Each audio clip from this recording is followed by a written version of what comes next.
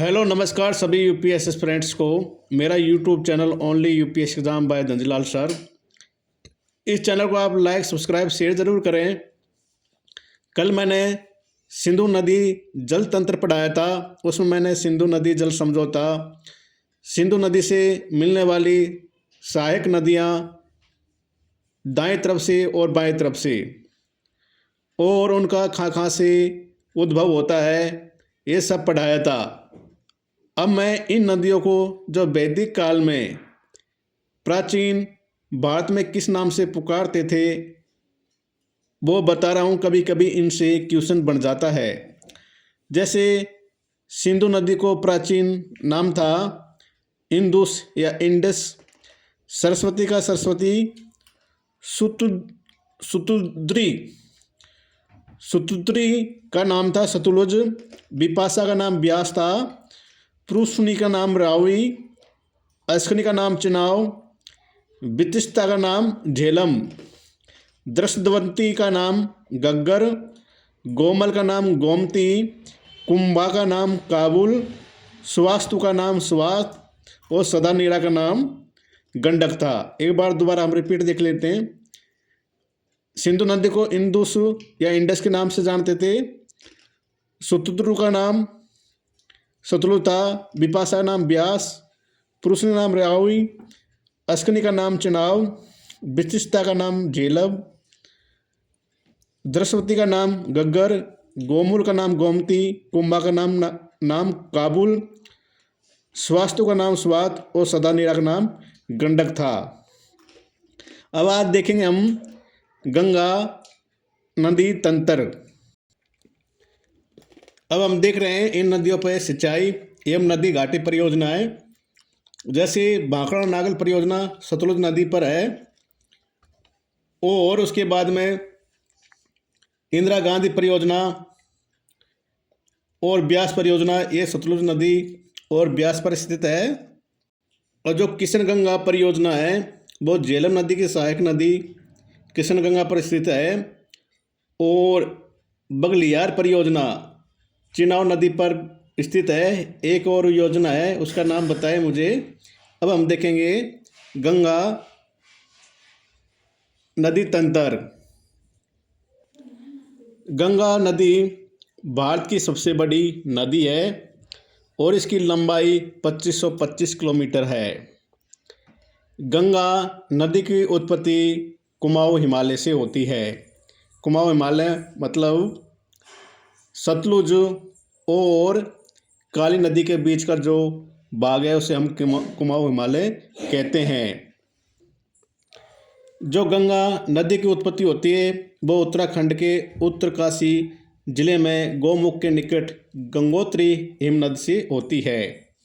अब इसके बाद में हम देखते हैं जो गंगा नदी पर प्रयाग है। जैसे अलकनंदा की उत्पत्ति कुमाऊं हिमालय से होती है और अलकनंदा नदी पर बद्रीनाथ का मंदिर स्थित है। जब अलकनंदा नदी में धौली गंगा नदी मिलती है तो इस स्थान को विष्णु प्रयाग कहते हैं। उसके बाद में फिर अलकनंदा नदी में नंदाकिनी नदी मिलती है, उसे हम नंद प्रयाग कहते हैं। फिर उसके नीचे जब पिंडार नदी अलकनंदा नदी से जिस स्थान पर मिलती है उसे हम कर्ण प्रयाग कहते हैं। इसको हम वैसे ट्रिक से भी कर सकते हैं। जैसे पांडव का संबंध कर्ण से था तो कर्ण प्रयाग हो गया। फिर मंदाकिनी नदी जिस स्थान पर अलकनंदा नदी से मिलती है उस स्थान को हम रुद्रप्रयाग कहते हैं। और मंदाकिनी नदी पर केदारनाथ का मंदिर स्थित है। फिर भागीरथी नदी जिस स्थान पर अलकनंदा नदी से मिलती है उस स्थान को हम देवप्रयाग कहते हैं। और वहाँ पर फेमस जगह भी है हरिद्वार। जब अलकनंदा और भागीरथी दो नदियाँ मिल जाती है उस संगम को हम गंगा नदी के नाम से जानते हैं।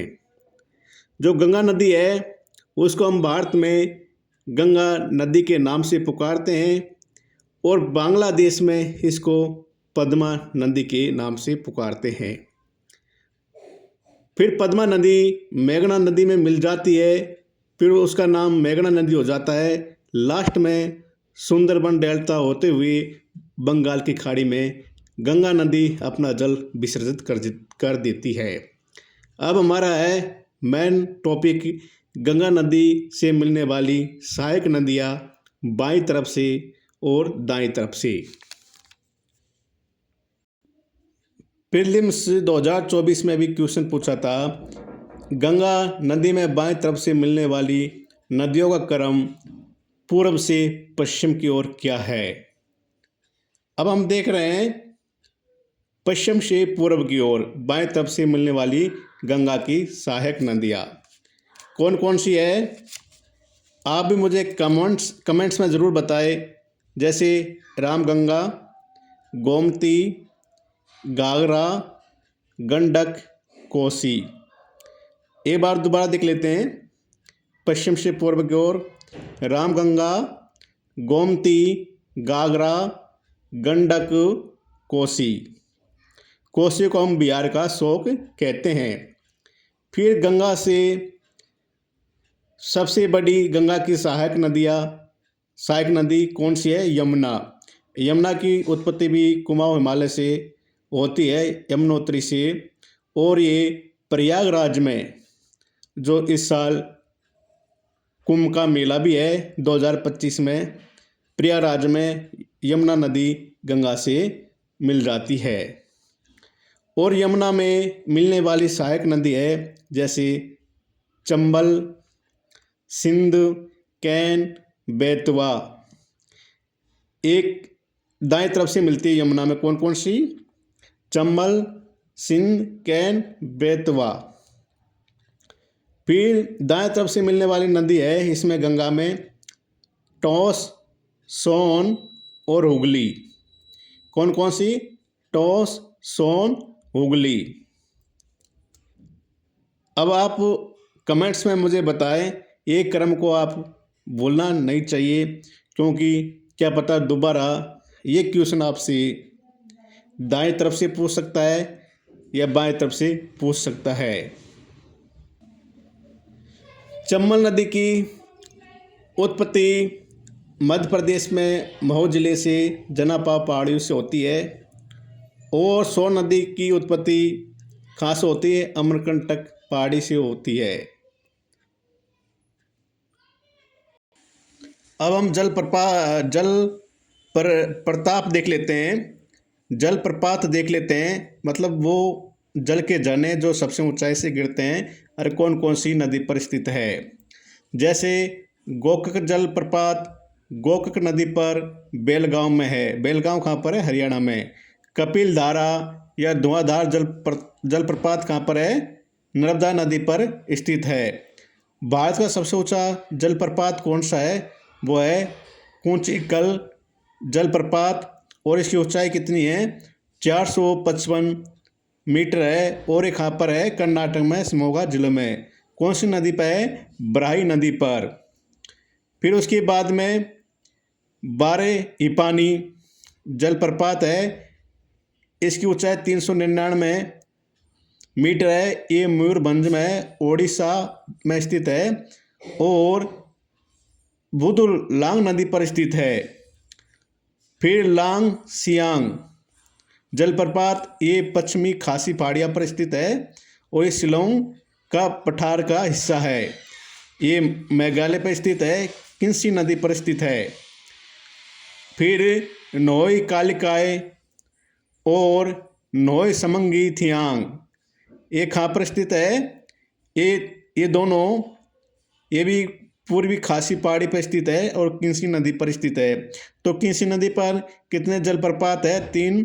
लोंग सियांग, नोई कालिकाई, नोई समंगी थियांग हो गए 3। उसके बाद में जो दूध सागर है इसकी ऊंचाई है 310 मीटर। ये कर्नाटक में स्थित है, गोवा में और मांडवी नदी पर स्थित है। कौन सा? दूध सागर कर्नाटक गोवा के बीच में और मांडवी नदी पर स्थित है। फिर टिम्ब्रेस ये खासी पहाड़ी पर स्थित है, नदी का नाम नहीं दे रखा है। और उसके बाद में मीनमुट्टी ये वायनाड में है, केरल में।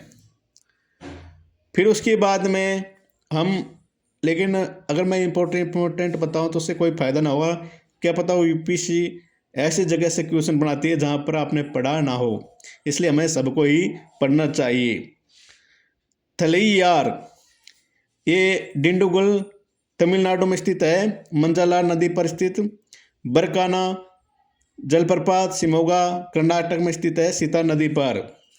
जोग और महात्मा गांधी जो जलप्रपात है वो सागर कर्नाटक में स्थित है, शरावती नदी पर। ये फेमस है, इसको तो आप सभी जानते हैं। जोग है महात्मा गांधी शरावती नदी पर स्थित है, कर्नाटक पर, कर्नाटक में।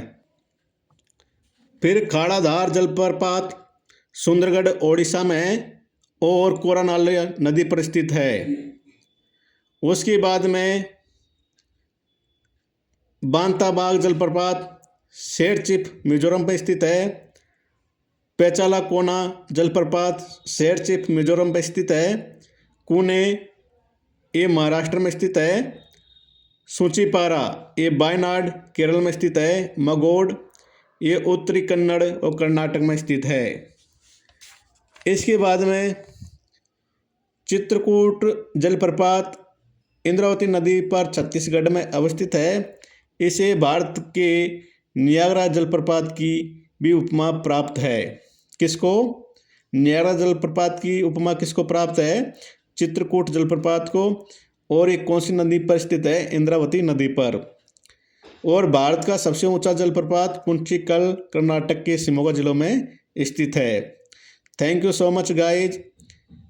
और कल मेरा ब्रह्मपुत्र और गोदावरी नदी से संबंधित नदी तंत्र आएगा। प्लीज़ मेरे इस चैनल को आप लाइक सब्सक्राइब शेयर ज़रूर करें, और कोई कमी हो तो कमेंट्स में ज़रूर बताएं। जय हिंद, जय भारत।